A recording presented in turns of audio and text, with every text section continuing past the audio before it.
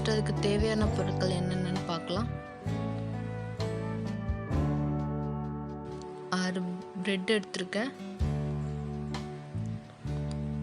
ஒரு குடமிளகாயை இந்த மாதிரி கட் பண்ணி வச்சுருக்கேன். ஒரு பெரிய சைஸ் தக்காளியை சின்ன சின்னதாக கட் பண்ணியிருக்கேன். ஒரு டேபிள் ஸ்பூன் இஞ்சி பூண்டு பேஸ்ட் எடுத்திருக்கேன். 2 பெரிய சைஸ் வெங்காயத்தை இந்த மாதிரி சின்ன சின்னதாக கட் பண்ணி எடுத்திருக்கேன். டொமேட்டோ சாஸும் சோயா சாஸும் எடுத்திருக்கேன். ஃபஸ்ட்டு ப்ரெட்டை இந்த மாதிரி கட் பண்ணி எடுத்துக்கோங்க. நெக்ஸ்ட்டு ஒரு பேனில் தேவையான அளவு எண்ணெய் ஊற்றிக்கிறேன்.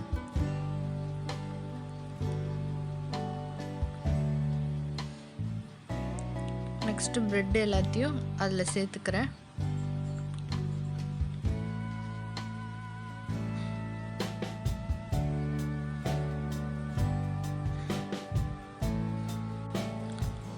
சிம்லேயே வச்சு ப்ரெட் எல்லாத்தையும் ரோஸ்ட் பண்ணிக்கலாம். ஸ்பீடாக வச்சு ரோஸ்ட் பண்ணிங்கன்னா அது ஒரு மாதிரி ரஸ்க்கு மாதிரி ஆகிடும். அந்த மாதிரி ஆச்சுன்னா அப்புறம் மசாலா கூட செட் ஆகாது, பிரெட் சில்லியோட டேஸ்ட்டே மாறிடும். பார்த்திங்கன்னா ப்ரெட் எல்லாத்தையுமே ரோஸ்ட் ஆகிடுச்சு. இது ஒன் சைடாக ரோஸ்ட் ஆனால் கூட ஓகே தான், ஏன்னா ரொம்ப ரோஸ்ட் பண்ணால் மொறுன்னு ஆகிடும்.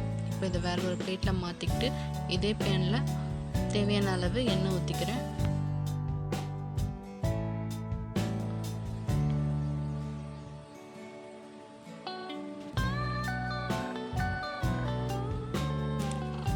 எண்ணெய் காஞ்சதுக்கப்புறமா கட் பண்ணி வச்சுருக்கா வெங்காயத்தை எல்லாத்தையும் இதில் சேர்த்துக்கிறேன்.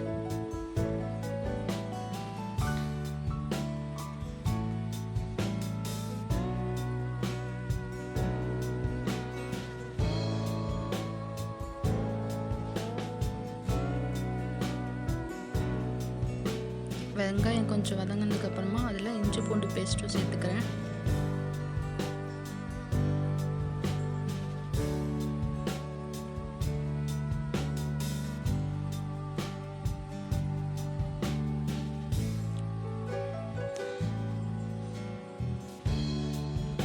நெக்ஸ்ட்டு இதில் கட் பண்ணி வச்சுருக்க தக்காளியும் சேர்த்துக்கிறேன்.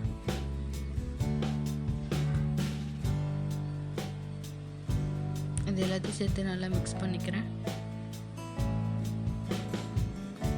இப்போ இது எல்லாமே நல்லா வதங்கிடுச்சு. இதில் ஒரு டேபிள் ஸ்பூன் போல் தனி மிளகாய் தூள் சேர்த்துக்கிறேன்.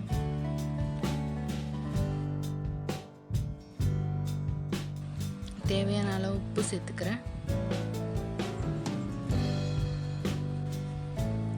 ஒரு டேபிள் ஸ்பூன் போல் டொமேட்டோ சாஸ் சேர்த்துக்கிறேன். கொஞ்சமாக சோயா சாஸும் சேர்த்துக்கிறேன். இப்போ எல்லாத்தையும் சேர்த்து நல்லா மிக்ஸ் பண்ணிக்கிறேன்.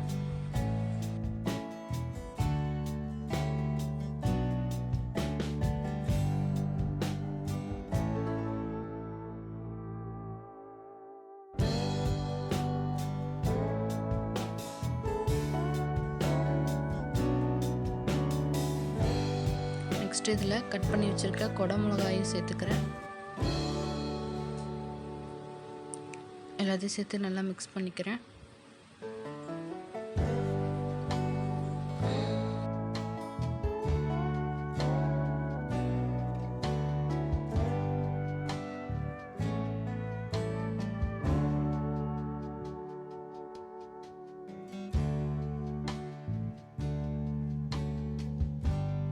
பார்த்திங்கன்னா குடமிளகாவும் மசாலாவோட நல்லா மிக்ஸ் ஆகிடுச்சு. ரோஸ்டட் ப்ரெட்டை குடமிளகாவோடு சேர்த்து சாப்பிடும்போது சூப்பராக இருக்கும். நெக்ஸ்ட் இதில் நம்ம ரோஸ்ட் பண்ணி வச்சுருக்க ப்ரெட் எல்லாத்தையும் சேர்த்துப்போம்.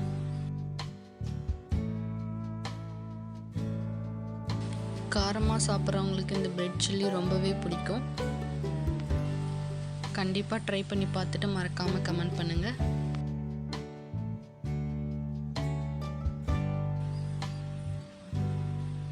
இப்போ எல்லாத்தையும் நல்லா மிக்ஸ் பண்ணி விட்டுக்கிறேன்.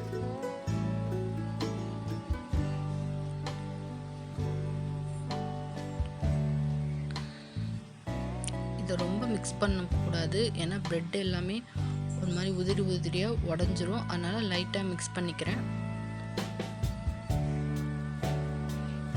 இப்போ பார்த்திங்கன்னா பிரெட் சில்லி ரெடி ஆகிடுச்சு.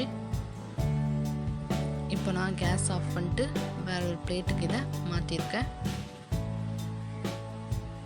சூப்பரான பிரெட் சில்லி ரெடி ஆகிடுச்சு. இது ஈவினிங்கில் ஸ்நாக்ஸ் போல் கூட செஞ்சு சாப்பிட்லாம். தேங்க்ஸ் ஃபார் வாட்சிங்.